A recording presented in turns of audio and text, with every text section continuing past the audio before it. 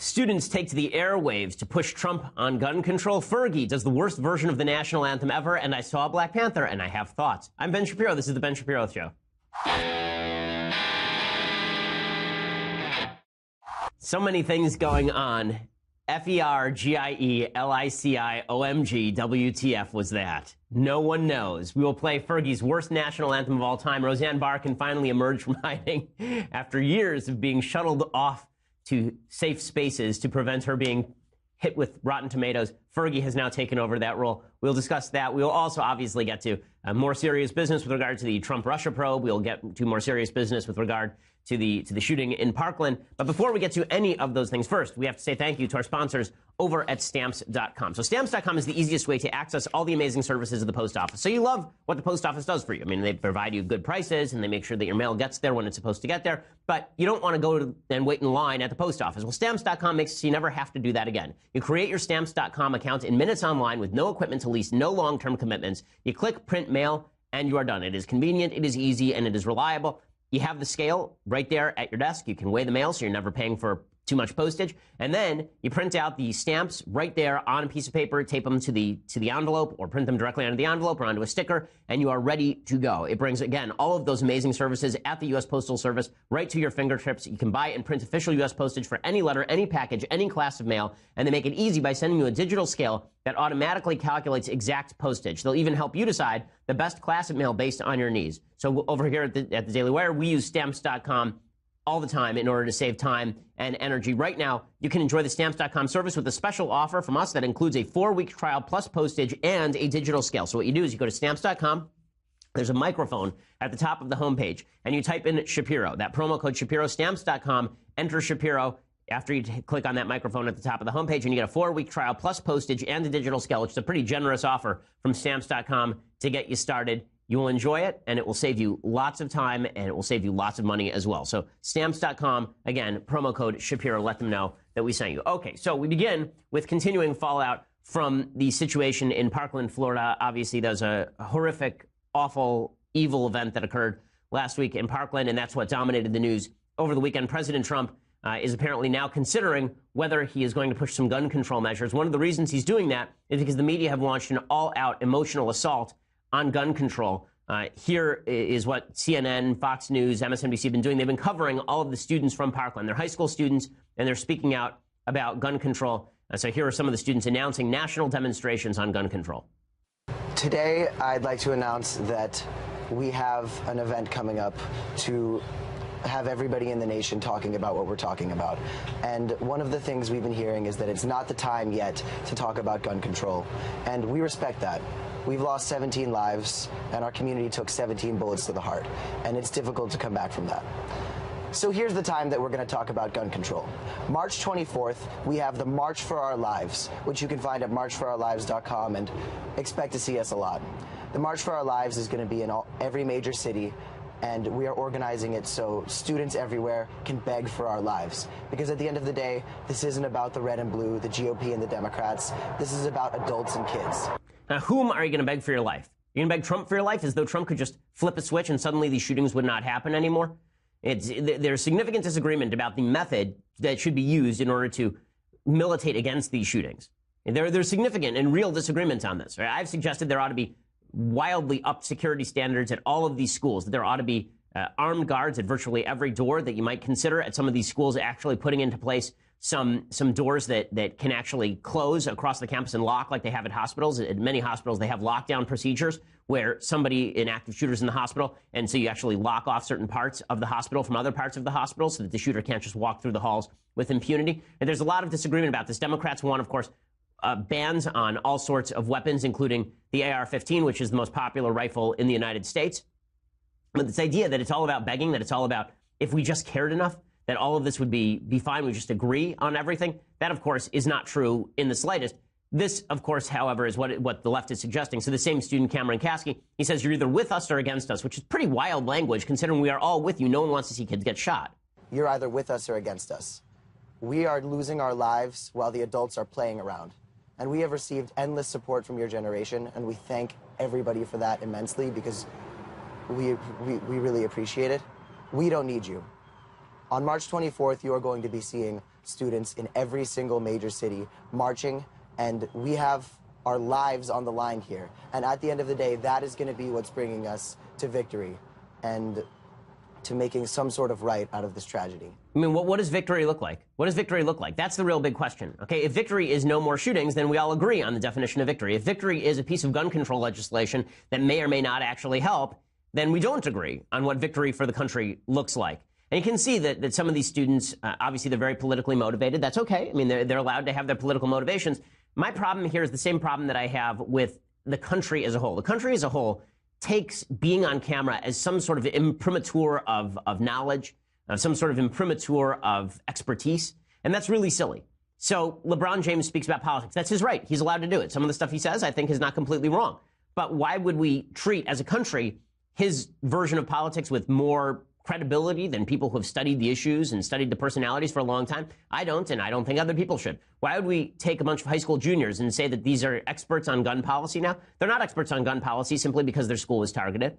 These are people who have experienced significant pain, and obviously we all stand with them and mourn with them in that pain. They have it to a far greater degree, I'm sure, than anybody who's far away. But that does not mean that what they are saying on politics has any more legitimacy or that it has any more expertise to back it. And yet there's a reason the media does this, right? After the Boston Marathon attacks, did you see victims of the Boston Marathon attacks on TV every day stumping for a travel ban on Muslims? Of course you didn't. After the Orlando shootings, did you see victims of the Orlando shootings who were not left-wing going around and saying, what we need here is a restriction on the number of Muslim immigrants from countries we can't vet? Of course you didn't. Right? The media go out of their way to put people on camera who are sympathetic. This goes all the way back to the Sandy Hook shooting when Piers Morgan was attempting to do this routine, and I called him on it on air. It's highly irritating to me, and it's intellectually dishonest. But there's a reason that all these kids are being put on TV and to put pressure to... The idea, by the way, that a child shall lead them when it comes to politics is silly. The idea that children are experts on policy because they have greater innocence, no, that means that they don't know enough. There's a reason that you don't let 17-year-olds define tax policy, and you shouldn't let 17-year-olds define gun policy either, depending on whether they've actually studied the issue in any significant way. But again, the media have a real interest in trotting out these kids. Here's another student talking about how Trump sickens the student. President Trump, you control the House of Representatives, you control the Senate, and you control the executive. No, he doesn't. You haven't taken a single bill for mental health care or gun control and passed it. And that's pathetic. We've seen a government shutdown. We've seen tax reform, but nothing to save our children's lives. Are you kidding me? You think now is the time to focus on the past and not the future to prevent the death of thousands of other children? You sicken me. Trump sickens him. Okay, well, again, Trump does not control the House. He does not control the Senate. I mean, basic civics education would be useful here. These are independent branches of government, and they have to propose and pass legislation. Democrats would filibuster, presumably, a lot of the legislation Republicans would propose. And Republicans are not going to propose legislation that their base doesn't want and that their voters don't want. This is how a republic works. Again, the reason the media are going back to the well here is because they're attempting to create an impetus for action that there is no political impetus for right now. This is aimed at the public. It's not really aimed at Trump or even the legislators. It's aimed at the general public, the suggestion being that if you disagree with these students and if you don't feel their pain in the same way that they do, and by feel their pain we mean agree with them, then that means that you are obviously an uncaring individual. There's another student doing this routine yesterday. We are going to be the kids that you read about in textbooks, not because we are going to be another statistic about mass shootings in America, but because, just as David said, we are going to be the last mass shooting. Okay, but here's the reality. That's probably not true. And none of the gun control, I mean, it's an unfortunate reality. But none of the gun control measures that are currently being proposed by the Democrats would have stopped what happened in Parkland. I've yet to hear a concrete proposal. Have you heard one? I haven't heard any concrete proposal. None. Right? This piece of crap who shot up the school had smoke grenades on him. We still don't know how he got the smoke grenades. Do you think it would have been impossible for him to go through and shoot all these students with a handgun? That's what the student at Virginia Tech used a handgun in that shooting. So blaming the AR-15 is not going to stop these mass shootings. Again, all of this is about generating emotional appeal, not about making a logical appeal. But the real goal here is to get politicians in front of these kids so these people can berate the politicians. So Marco Rubio is falling for this. He's going to go talk to the victims on camera in front of CNN. It's not our job to tell you, Senator Rubio, how to protect us. The fact that we even have to do this is appalling. Our job is to go to school, learn, and not take a bullet. You need to figure this out. That's why you were unfortunately elected. Your job is to protect us, and our blood is on your hands. Okay, our blood is on your hands. I mean, only if you think that the government is God and can prevent every single thing, or unless you have a piece of legislation that is backed by evidence and can suggest that there will be no more mass shootings if you pass this piece of legislation. And then we can actually have a conversation. But here's the truth. We know why this shooting took place. We know what failed here. We know what went wrong here. And I'll explain to you in a second what exactly that was. And it was not lack of gun control. I'll explain that in 1 second. First, I want to say thank you to our sponsors over at Indochino. So there is nothing that makes a guy look better than wearing a tailored suit. Dudes look better in tailored suits. It's why James Bond is always wearing a tailored suit. It's why you should be wearing a tailored suit. And I don't just mean something you got off the rack and then went to the tailor to fix up. I mean something that is made from scratch, and that's where Indochino comes in. They're the world's largest made-to-measure menswear company, and they've been featured in major publications including GQ, Forbes, and Fast Company. They make suits, shirts made to your exact measurements for a great fit. Guys love the wide selection of high-quality fabrics and the option to personalize all the details, including your lapel, lining, and monogram. I have an Indochino suit. It is spectacular. It's a three-piece suit with the vest. And I went into one of the Indochino showrooms, and they asked me all of the available changes that I wanted to make, how I wanted the stitching done. It's really, really cool. Here's how it works. You can either visit a showroom or shop online at Indochino.com. You pick your fabric, you choose your customizations, you submit your measurements, and then you wait for your custom suit to arrive in just a few weeks. And this week, my listeners can get any premium Indochino suit for just $379 at Indochino.com when entering Shapiro at checkout. Again, that's Indochino.com. You enter Shapiro at checkout, and the price of that suit drops to $379. That is 50% off the regular price for a made-to-measure premium suit, and shipping is free. So Indochino.com, promo code Shapiro for any premium suit, just $379 and free shipping. It's an incredible deal for a suit that's going to fit you better than anything off the rack ever could. They just ask you for your measurements, and they send it directly to you in the mail. And it is the best fit that you will have in a suit. Again, Indochino.com, and use promo code Shapiro at checkout. A suit made for you and made to measure. Pretty fantastic. And again, cheaper than a lot of the suits you get off the rack for just $379 right now when you enter Shapiro at checkout. Indochino.com, and you enter promo code Shapiro at checkout. Okay, so what exactly went wrong in Parkland? We know what went wrong at Parkland. Okay, the left insists that the government must have total control over guns in order to stop mass shootings like what happened at Parkland. But we found out that the government won't do that. Okay, we found out the FBI knew full well about the shooter in the Parkland, Florida school massacre and did nothing 2 times. 2. First, they were informed in September that a YouTube user with the shooter's real name said, quote, "I'm going to be a professional school shooter." I'm not sure what you need more than that to go and check it out. The FBI didn't even forward it to the field office. They didn't bother to share the information with local authorities. Now the Wall Street Journal reports that in January, a caller told the FBI specifically about the shooter's, quote, "gun ownership, desire to kill people, erratic behavior, and disturbing social media posts, as well as the potential of him conducting a school shooting." What happened? Nothing. It was ignored. It was not even forwarded to the field office. So when we talk about the government is big enough to save us, the government's big enough to protect us, there are thousands and thousands of people in this country right now who are felons, who have guns, and the government knows about them and is doing nothing. There are thousands of people who are in the mental health rolls, and they have guns, and the government is doing nothing about them. And you're telling me that a mass gun confiscation is the way that you're going to take care of this? Or that if we have a march in the streets, that somehow this is going to accomplish the end of this? One of the ways that we could actually militate against this, there are 2 ways that I would propose, maybe 3, that would actually I can actually name, I think, maybe 4 things that we could do that would militate against all of this. So first thing that we could do is the media should stop naming shooters and providing glory to the shooters. When we do this stuff, all we end up doing is promoting this. These are copycat crimes. A huge number of the school shooters are fans of Columbine, have downloaded information about Columbine, become obsessed with school shootings, and want to imitate it so they can get their name in the papers. The media should have an agreement all the way through, and we're going to start implementing this at Daily Wire now. I do it on my show, that we're not going to name the shooter. That is something that I think everyone should work on in the media. That's something that we can do firsthand. Second thing, we should have massive security at the schools. This idiotic notion that there is a school to prison pipeline is not backed by data. That if you have a bunch of armed guards in the schools, then kids are being arrested for silly crimes and then being sent to prison. It's just not true. The data do not support that. We have a whole article by Hank Berrien over at the Daily Wire about this. You can go and check that out. It is not the case. Other things that we can do. The mental health screenings that are already taking place. There needs to be more transparency. All of this information needs to be transmitted to local authorities. It all needs to be put in the databases. People need to be fired or lose their jobs or lose their careers if they do not enter information that is relevant. And then something terrible happens. Because I promise you, for every school shooting that happens like this where the FBI missed it, there are 100 other instances where the FBI missed it, but there was no school shooting. If this happened once, this happened 100 times. We've now had the FBI and the CIA miss things in the San Bernardino shooting, in the Texas shooting, in this shooting, in the Charleston shooting. The government is not doing what they already have the power to do. So that's something that we certainly should be taking a look at. So those are three things right off the bat that we should be looking at. David French has a proposal over at National Review that is called the Gun Violence Restraining Order. And what he suggests, I want to find the actual verbiage.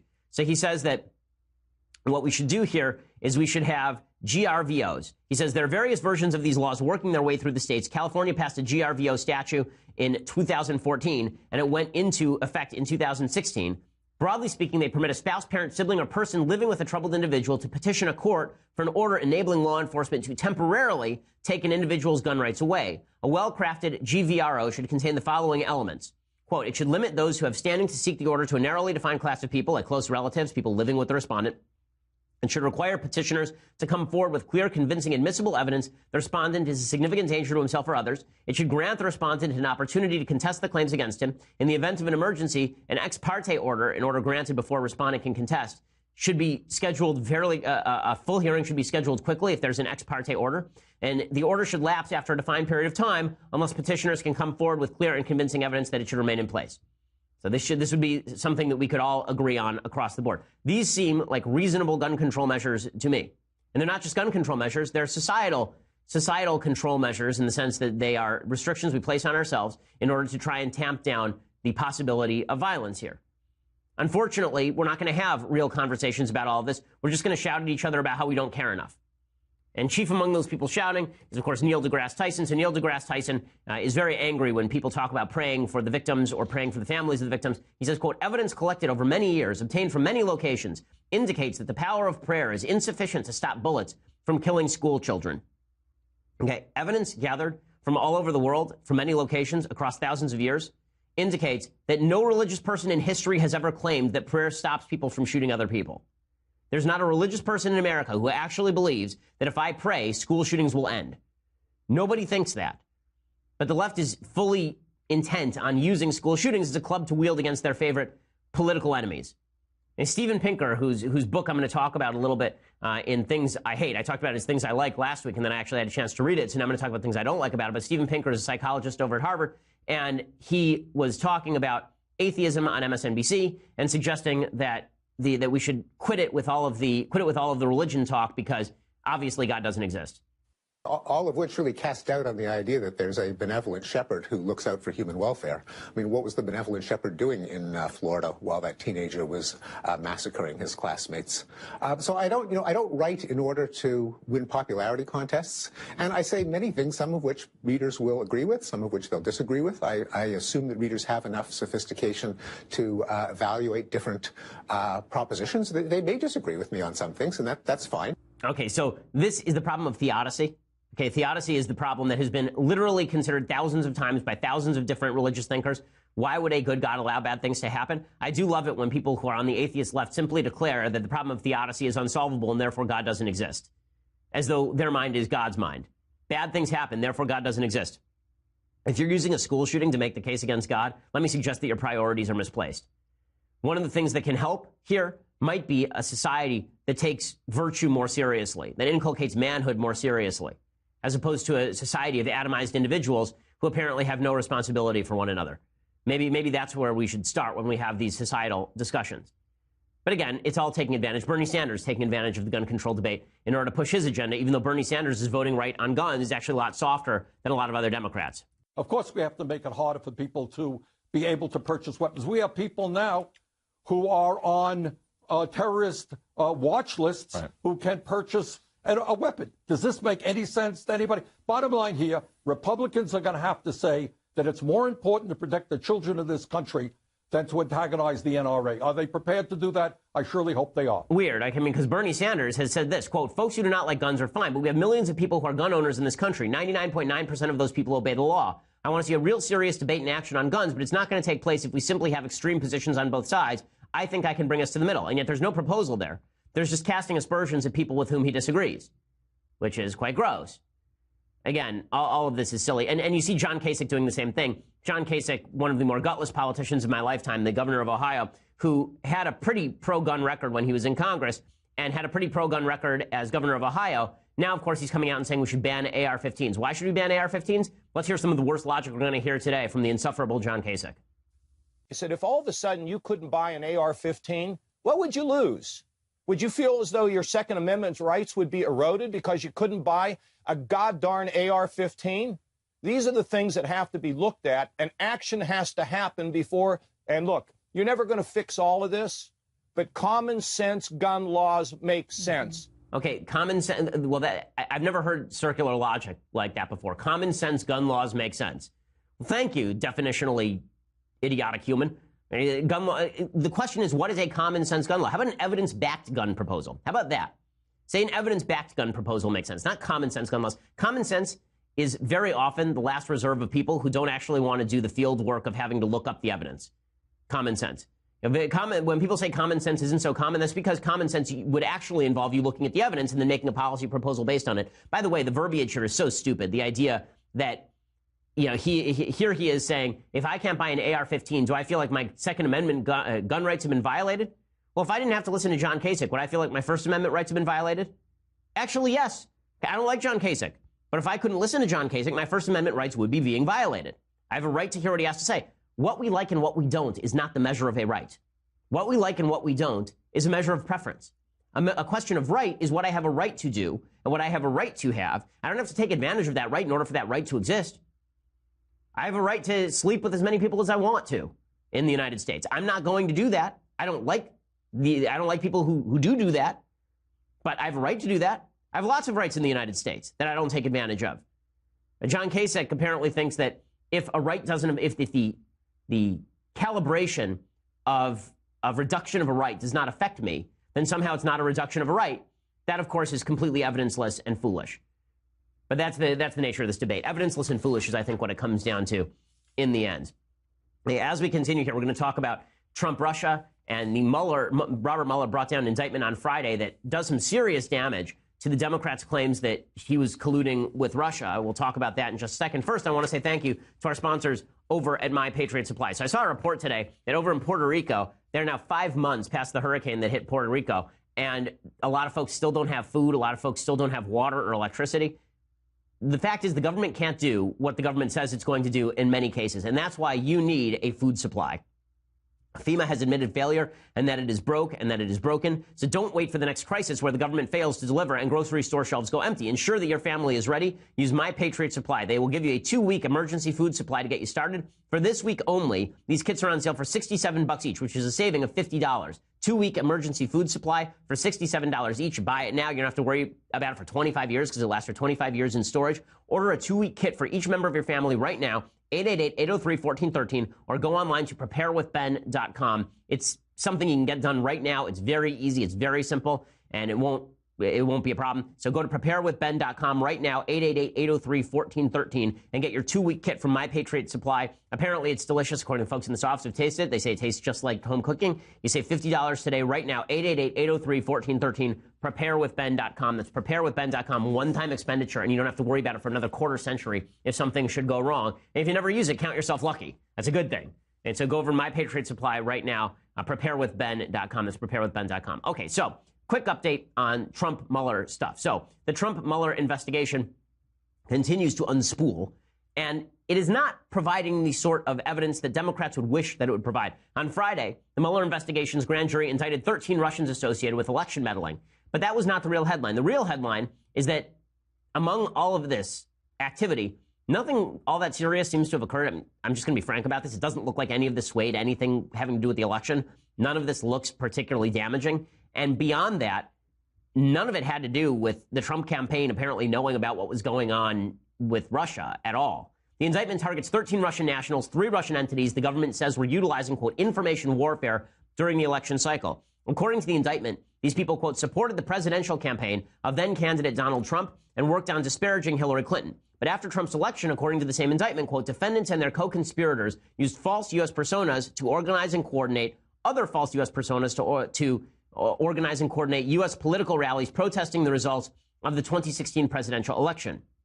One of those rallies actually included a Trump is not my president rally held on November 12, 2016. So in other words, it was the Russians trying to make trouble during the election, not necessarily backing Trump per se. So what about election coordination with the Trump campaign? Here's what the indictment says, quote, some defendants posing as U.S. persons and without revealing their Russian association communicated with unwitting individuals associated with the Trump campaign and with other political activists to seek to coordinate political activities.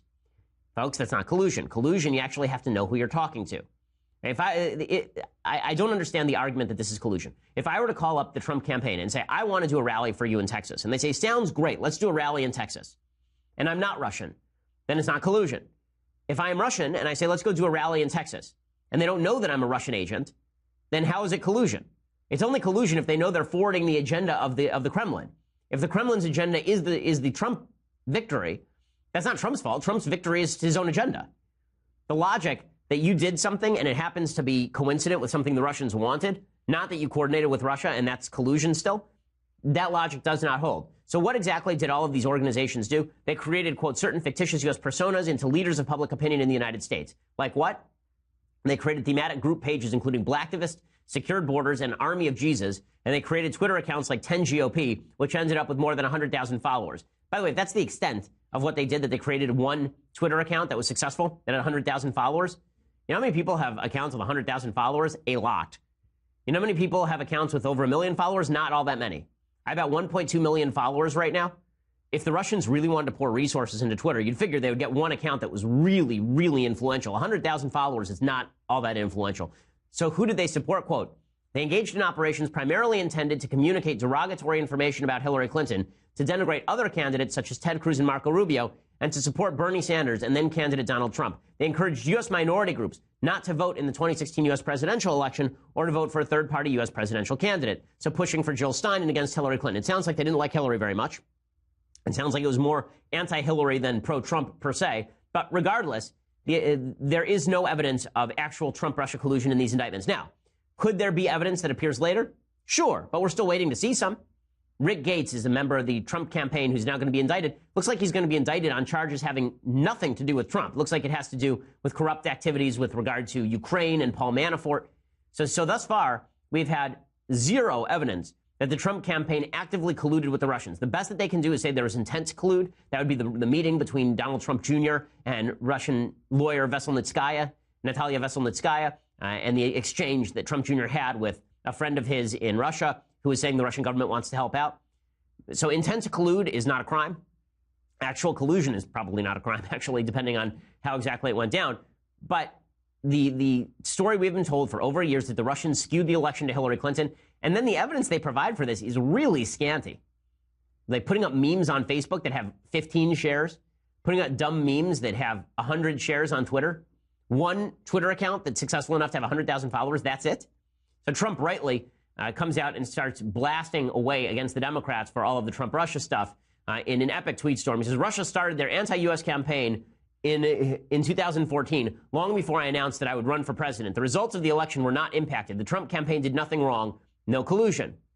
Fact check, true. And then he says, charges deal Don a big win, written by Michael Goodwin of the New York Post, succinctly shows the Russians had no impact on the election results. There was no collusion with the Trump campaign. She lost the old-fashioned way by being a terrible candidate. Case closed. Again, fact check, true. This is Deputy AG Rod Rosenstein stated at the press conference, quote, there's no allegation in the indictment that any American was a knowing participant in this illegal activity. There's no allegation in the indictment that the charged conduct altered the outcome of the 2016 election. Fact check, true. And he continues, funny how the fake news media doesn't want to say that Russian group was formed in 2014 long before my run for president. Maybe they knew I was going to run even though I didn't know. First of all, a lot of the fake news media did, fact check false. The fake news media did actually point out that this interference started in 2014. And then he says, I've seen all of the Russian ads and I can say very definitively that swinging the election was not the main goal. Rob Goldman, vice president of Facebook ads. Fact check true. So all of this is true. This is very sad. Now, here's where he goes off the rails. Here's where Trump cannot help but be Trump, and it's not good. Right? He tweets, quote, very sad the FBI missed all of the many signals sent out by the Florida school shooter. This is not acceptable. They're spending too much time trying to prove Russian collusion with the Trump campaign. There is no collusion. Get back to the basics and make us all proud. This is stupid. This is counterproductive. This is very dumb. That last comment there, the FBI agents responsible for stopping the school shooting were not the FBI agents who are investigating Trump-Russia collusion. That is a very, very stupid comment It's a comment that linking those two issues is really gross and nasty and vulgar, and Trump never should have done it. Then he said, quote, "I never said Russia did not meddle in the election. I said it may be Russia or China or another country or group, or it may be a 400-pound genius sitting in bed and playing with his computer. The Russian hoax was that the Trump campaign colluded with Russia. It never did." Well, that's really not true either. The president said over and over and over that he doesn't really believe that Russia meddled in the election. He said that Vladimir Putin keeps telling him, and he sees no reason not to believe him, that Russia didn't meddle in the election. He's expressed his doubts about Russian meddling 1,000 times. But with all of this said, the president can't help himself. He gets on Twitter. He says silly things. It's what he does for a living, aside from being president. But with all of that said, the basic notion promoted by the Trump Mueller investigation, the new allegations put out by the Mueller investigation, it basically suggests that Trump is not wrong here. There's never been a lot of strong evidence of collusion between the Trump campaign and the Russians, and the media that keep trying to push this story are going to have some real trouble if they continue to push this story. Now, Trump can be as dumb as he wants on Twitter, and he will, but that has nothing to do with the underlying accusation made by the media, which is that Hillary Clinton didn't lose the election, the Russians won it for Trump. There is no evidence of that whatsoever. Any suggestion to the contrary is evidence-free. Okay, so in just a second, we're going to get to sports and politics, because I need to play for you the worst rendition of the national anthem in human history. But first, you're going to have to go over to dailywire.com and subscribe. So for $9.99 a month, you can get a subscription to dailywire.com. When you do, you get the rest of this show live. You get the rest of the Andrew Klavan show live. You get the rest of the Michael Knowles show live. You also get to be part of our mailbag on Fridays. You get all sorts of goodies behind the paywall. And you will get to do all of those things. Plus, you get the annual subscription. The annual subscription allows you to get all of those things, plus this, the very greatest in beverage vessels, right here, the Leftist Tears Hot or Cold Mug. How great is it? It has the power of invisibility. That's how great it is. It has its own cloaking device. It was produced in Wakanda. It was made from vibranium, and it is spectacular. It is just that good. So you can check that out with a $99 annual subscription fee. Thanks to Jess for forgetting the cup. Really appreciate that. And we, right under the bus goes Jess, and we will you will be able to enjoy all the glories of our Leftist Tears Hot and Cold tumbler when you get the annual subscription. Also, if you just want to listen later to the rest of the show, go over to iTunes, SoundCloud, YouTube, Google Play, Stitcher, any of those, Apple Podcasts. They all have the podcast. We are one of the largest podcasts in the United States, and we are the largest, fastest growing conservative podcast in the United States.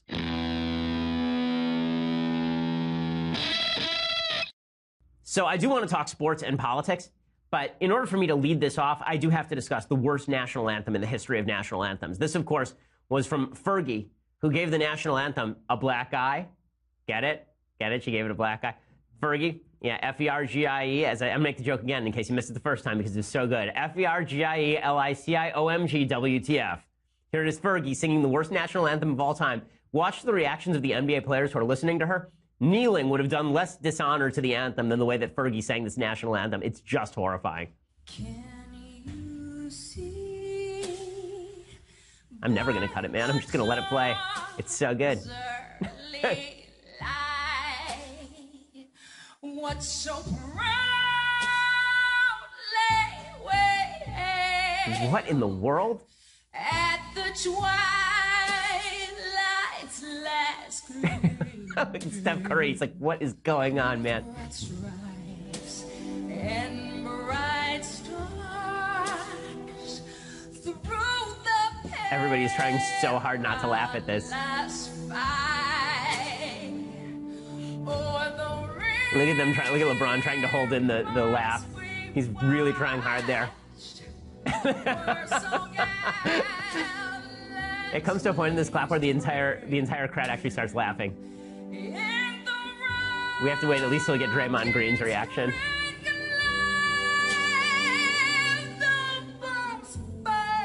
Oh no. And she's a terrible singer too.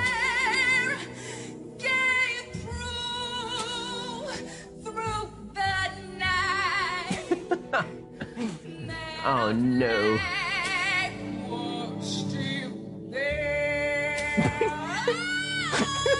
Oh no! Oh! Okay, watch Draymond here. This is the best. Wait till they get to Draymond Green. It's so good.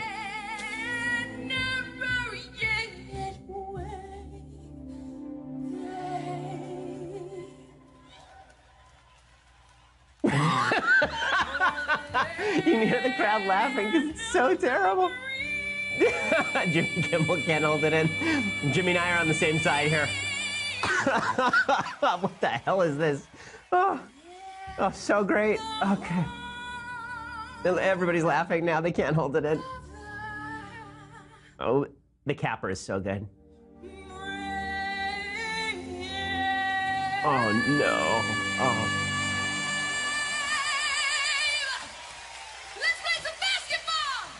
What in the world? Oh my, I think we can all come together around Fergie is awful. Oh my goodness, that is just hot garbage. Roseanne Barr finally gets off the schneid because of Fergie. Wow. Wow, Carl Lewis off the schneid. If you haven't seen them sing the anthem, by the way, go to YouTube and look it up. Pretty spectacular. Yeah, how about this? How about we just sing the national anthem like it was supposed to be sung as opposed to Marilyn Monroe singing happy birthday to JFK while having sex with him? How about we don't do that with the national anthem? Because that was not good. Wow. Okay, now, the sports community has decided that it is imperative that they all speak up on politics. Very, very important that if you are good at basketball, that you speak up on politics. Now, it's fine. You want to speak up on politics? Everyone in the United States has the right and the capacity to speak up on politics. Whether we should respect your opinion is another question. Lots of people have very dumb opinions. So among those who have very stupid opinions is Adam Rippon. So Adam Rippon is an ice skater. And he says that, quote, I'm not like a gay icon or America's gay sweetheart. I'm just America's sweetheart, and I'm just an icon. So Milo Yiannopoulos coming back as an ice skater there. He finished 10th. Like 10th. Okay, you know who finished 10th in the NFL last year? It was the Atlanta Falcons with a 10-6 record. The Jacksonville Jaguars also were 10-6. This does not make you an icon. If you finish 10th, that does not make you an icon. But the media are so perverse that they actually moved to give Adam Rippon a job as a commentator after finishing 10th at the Olympics. Can you name the person who finished 10th at the last Olympics? You can't. You know why? Because they're not an icon. Definitionally, you finish 10th at the Olympics, you're not an icon. So NBC briefly hired him to serve as a correspondent for the rest of the 2018 games in Pyeongchang, South Korea. He's one of the first openly gay athletes to compete at the Olympics. And he won a bronze medal for figure skating at some point, I guess. Will work for NBC as a correspondent on TV, digital, and social media. The only reason that they're even talking about having him, first of all, anyone who thinks that he's a gay icon in figure skating, guys, Weir, Brian Boitano, have you watched the figure skating coverage at all? I haven't. But if you have, then you've seen Tara Lipinski and Johnny Weir. Okay, Johnny Weir is dressed like Lady Gaga every day, commentating on this. I mean, that guy is 10 times as gay as Adam Rippon. Or at least if you're talking about gay stereotypes, he is stereotypically gay, much more than Adam Rippon.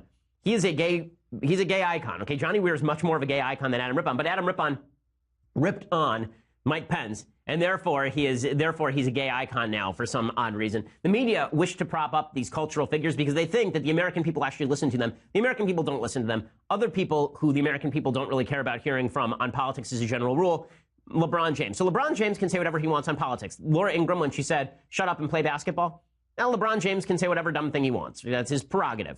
But LeBron James responded to Laura Ingraham, and so now we're going to have a LeBron James-Laura Ingraham fight for no apparent reason, which is just awesome for the culture. Here's LeBron. Well, definitely not shut up and dribble. I would definitely not do that. I mean too much to society. I mean too much to the youth. I mean too much to the to so many kids that feel like they don't have a way out, and they need someone to help lead them out of the situation they're in. And that's why I would not just shut up and dribble, because I mean too much to my two boys here, their best friend right here, my daughter that's at home, my wife, my family, and all these other kids that look up to me for inspiration. Okay, that's his prerogative. That's his prerogative. And it is worth pointing out, people were saying this is a race thing. Right? Joy Reid came out and she said that it's just that Laura Ingraham wanted to slam a black guy. That's why Laura Ingraham did this. Yeah, this is ignorant. Here's what Joy Reid had to say.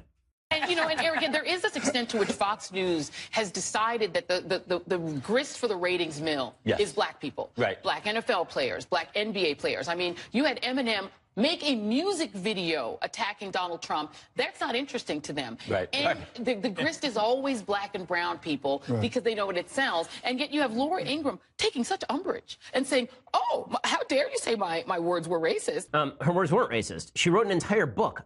It was a New York Times bestseller called Shut Up and Sing, about the Dixie Chicks. The Dixie Chicks, last I checked, are the whitest people on planet Earth.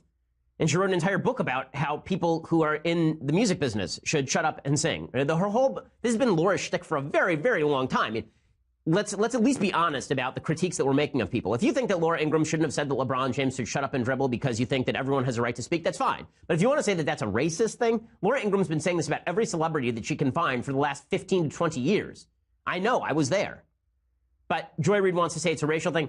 Also, the idea that Fox News is somehow ignoring the Eminem music video. They covered the Eminem. I was on Fox and Friends, I think, the morning they covered it. They've covered the Eminem music video over and over and over again. And they covered the Snoop Dogg music video. One of the reasons that they keep covering, quote-unquote, black folks in athletics is because it's a lot of black folks in athletics who are becoming very political these days. And because they think that Trump is racially biased and they think Trump's a racist and all the rest of it. The vast majority of players who are kneeling for the anthem in the NFL were black. The vast majority of players in the NBA who are wearing Black Lives Matter t-shirts were black, because the vast majority of players in the NBA are black. It's not that Fox News is this attempt to graft racial issues onto what are really political issues. I don't like very much. Another note about LeBron. When LeBron says, I'm too important to people not to speak up, that may be true. There are a lot of people who find LeBron James very important and they want to hear from him. That may be true in the same way that it was true for Muhammad Ali. I don't like making sports figures into political figures because I don't think they know very much about politics as a general rule. The mistake that Laura Ingraham made here was suggesting, if she made a mistake, was suggesting that innately LeBron James is not capable of talking about politics because he's a basketball player, as opposed to he doesn't know what he's talking about, therefore we shouldn't pay any attention to him. The problem isn't LeBron speaking out. The problem is a society that takes celebrities seriously on politics. How do I know that our society takes celebrities seriously on politics? The president of the United States is Donald J. Trump. Okay, yes, we take our celebrities seriously on politics. It's true on the right and it's true on the left. You can't critique LeBron for speaking out on politics if you were willing to vote for Kid Rock in the U.S. Senate race in Michigan. You can't talk about how you don't like celebrities talking about politics if you are excited every time Clint Eastwood makes a political statement. It doesn't work for one side and not for the other. And on the left, you can't whine about Donald Trump as a celebrity. What does he know about politics if every time a celebrity comes forward like Lena Dunham whining about abortion, you take her super seriously because she writes a terrible show on HBO? Either we're going to have to judge people based on their expertise, or we're going to have this whole other ancillary set of gauges that we use for determining legitimacy. Now, how close were they to a situation? So we'll use sympathy. How close were they to a situation that affected them? Or we'll use celebrity as a marker of decency and genius. Or we could say, well, does this person know anything about what they're talking about? And if the answer is no, then maybe we shouldn't, as a people, take them particularly seriously. Maybe Adam Rippon's take on politics is not particularly relevant because Adam Rippon doesn't know what the hell he's talking about. He went on national television and suggested that the vice president of the United States is for gay conversion therapy, which is factually false. Maybe we shouldn't offer him a slot on ice skating coverage so he can do his politicking at NBC. By the way, they withdrew the offer apparently after there was some blowback. The reason that people are up in arms about sports and politics is because there's been a whole set of media elites who have decided that sports figures and cultural figures have something deep to say. And you see it every time there's one of these controversies and a bunch of people come out and say, where's Taylor Swift on this issue? Where's Taylor Swift been on Me Too? Where's Taylor Swift been on the Pussy Hats? Who cares where Taylor Swift has been on any of this? She writes poppy teen beat songs. Who cares? Why does it matter where she is on this? Why would I possibly care what a boxer has to say about this stuff unless the boxer's actually spent some time learning about the political issues at issue? There are boxers, by the way, who have spent time on politics. I think is it Vladimir Klitschko, the heavyweight, or his brother, who is very involved in Ukrainian politics? But the mark of expertise should not be how many cameras are on you on an ancillary thing. The mark of expertise should be whether you actually know what the hell you're talking about. Jennifer Lawrence, by the way, says she's taking off time from acting to save our democracy. So she apparently thinks the Hunger Games is a real thing. She's going to go get her bow and arrow and run out there. If the previews for Red Sparrow are any indicator, then I think we've all been blessed by her decision. But Jennifer Lawrence, why are we paying attention to her on politics? Who cares what Jennifer Lawrence has to say on politics? The answer is no one should, because she doesn't know what she's talking about. But we all will, because celebrity now dominates the roost. Okay, time for some things I like, some things I hate, and then we will get to a Federalist paper. So, things I like. We could really do a thing I like and a thing I hate together for Black Panther, because it is really some of both. So, I saw Black Panther over the weekend. It is a very good Marvel movie. I am not a Marvel fan. I am a DC over Marvel guy. I have to analyze it on two levels, the Black Panther film. So one is the movie level. Is it a good movie? The answer is yes, I think it's a good movie. I think it's a well-made movie. I think it's compelling. I found the characters interesting. I thought the story moved. I liked the movie. I thought that it was better than most of the Marvel movies that I've seen recently. I think it would probably fall, I said top 3, and it would probably fall top 5 for me in terms of the Marvel films. I think, what have they made, 17 of them now? They made a bunch of them. My top 5 Marvel films, this would be on there. I really liked Thor Ragnarok because it didn't take itself too seriously. That would be on there. Ant-Man would be on there. I know that I'm in the minority believing this. Ant-Man would be on there. I really like Doctor Strange. I thought Doctor Strange should be on there. I have a weird Marvel list of movies that I like, and they tend to be lighter. Black Panther is heavier, and I think that it's pretty good for that. So it's well made. The acting across the board is really good, except for Forrest Whitaker, bizarrely, who plays the same character in every film now. So Forrest Whitaker has basically become the guy he played in Rogue One, and he's like that in every single science fiction film. He's kind of like Jeff Goldblum that way. When you cast Forrest Whitaker, you know you're getting Forrest Whitaker. You're not going to get really a performance. But everybody else in the film is great. Michael B. Jordan steals the film as the villain, Killmonger. He's the best thing in it. But the performances across the board are quite good. Okay, so that's level number 1. Is the film good? So things I like that. That's good. It's a good film. So we can show a little bit of the preview, and then I will explain some things about the film that I did not like. Tell me something. What do you know about Wakanda?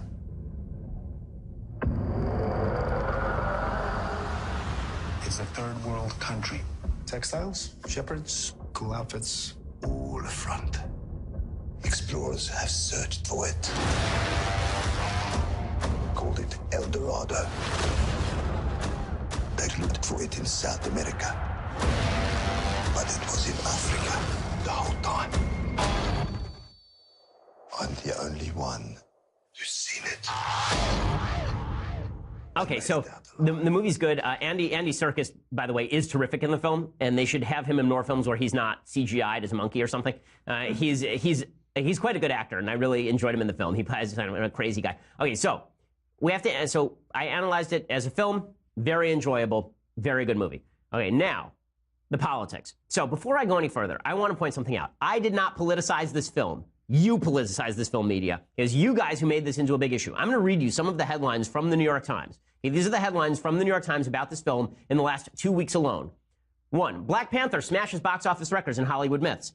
I took 7th graders to see Black Panther. Here's what they said. Black Panther and the Revenge of the Black Nerds. How Black Panther got its gorgeous Afrocentric hair. Why Black Panther is a defining moment for Black America. Black Panther brings hope, hype, and pride. Okay, people last week were saying I was very upset that there was this movie being made. No, I'm not. I don't care whether the movie is made. It was a good movie. I enjoyed it. What I care about is that the media are treating this as some sort of glorious moment. Like this is a very, very important cultural moment. It's not a very important cultural moment. I'm sorry, it isn't. There have been blockbusters with black leads, black comic book characters in films, including Nick Fury, hit movies primarily about black people for years, critically acclaimed movies about black people for years.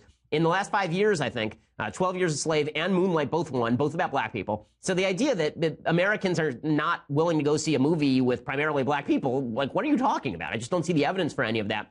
And there's this kind of virtue signaling that's now going around, people saying they love the movie a little more than they do because they want to prove that they went to see a movie with black people and liked it. I think that's really dumb. The movie's good. Is it Citizen Kane? No, it's not Citizen Kane. Is it a very good Marvel movie? Sure. Okay. The politics didn't go beyond that, though. So it's not just it's important for black kids to see a black superhero, which I find a dubious measure. I don't think it's important for white kids to see a white superhero. I think it's fine for white kids to see a black superhero, like Black Panther. I think it's fine for black kids to see a white superhero. I don't care. It makes no difference to me. But there's something beyond that. So Carvel Wallace wrote this in the New York Times, quote, "No one knows colonization better than the colonized, and black folks wasted no time in recolonizing Wakanda. No genocide or takeover of land was required. Wakanda is ours now. We do with it as we please." And then he said also in this article that there's a video posted to Twitter in December, which has since gone viral. 3 young men seen fawning over the Black Panther poster at a movie theater. One jokingly embraces the poster while another asks rhetorically, "This is what white people get to feel like all the time?" There's laughter before someone says, as though delivering the punchline to the most painful joke ever told, "I would love this country too." Except nobody's ever gone to see a Captain America movie and said, "Wow, look, a movie with a white hero. I'm so excited. He's white." Nobody does that in America. That's not a thing. And they certainly don't go to a movie and say, "Wow, look, a movie with all white people and all the black people are bad," because that would be a racist movie. That would be Birth of a Nation. That's bad. Right? So, no, this is not true. Okay, so what are the politics that are actually in the movie? I didn't politicize it. You politicized it. So now I have to break down the politics. Sorry I have to do that. Shouldn't ruin your experience of the film. It's a good film. Okay, so here's what's good. Martin Luther King defeats Malcolm X. So there are two main characters in the film. One is T'Challa, who is a stolid Chadwick Boseman, and he sort of plays the MLK figure. He's taking over for Wakanda. So I have to explain the plot of the film. So spoilers ahead. Okay, if you don't want to hear the spoilers, tune out now. Here are the spoilers. So there's a fictional kingdom that does not exist because none of this exists, right? It's Marvel Universe. But we're going to pretend that it does exist for purposes of this conversation, because when you analyze the politics of a film and the messages that are being promoted by the film, you have to take it on its own terms. So here's what's going on. There is a country called Wakanda. Wakanda was hit with a meteorite that is filled with vibranium. Vibranium is basically unobtainium. It is the greatest metal that has ever been created. It can heal spinal wounds. It can give you visions of your forefathers. It can do anything, vibranium. It's just unbelievably cool crap. And it can turn your entire civilization, apparently, so long as there are no white people in your civilization, it can turn your entire civilization into a fully westernized, fully liberal place with gay rights and women running the military and women running all the science, running all the science institutions and all this. Outside cultural influences don't matter. All that matters in this universe is that a big meteorite landed right here and that there were no white people to ruin it. That's pretty much the premise of Wakanda. And then Wakanda hides from everybody, but they still have the greatest country ever without any trade. So they have this metal, but the metal magically can grow things, and it can make everything super cool. It can be isolationist. You can have a complete state with no outside interference at all. Now, pause. In real life, this doesn't work out for anyone. Japan was the closest thing to this. America basically opened Japan with a couple of gunboats.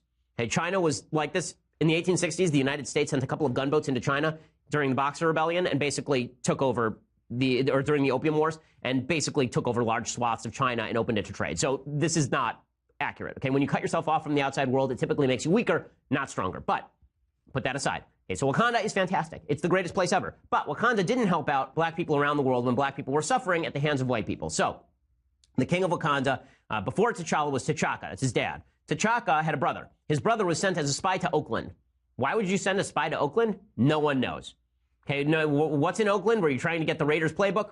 There's nothing going on in Oakland that needs spying on. If you're going to send a spy, you send him to Washington, D.C., right? Did the Russians spend time sending their spies to help Trump in Oakland? No. Okay, so that's stupid. But they send him to Oakland. He sends his brother to Oakland. And his brother in Oakland then turns into basically like a Black Panther, like an actual militant guy who says that America, he gives a whole speech about how America is filled with discrimination and how black people in America are essentially living in poverty because the white people have flooded their neighborhoods with drugs and over-policing. There's an actual Black Lives Matter speech in the middle of the film.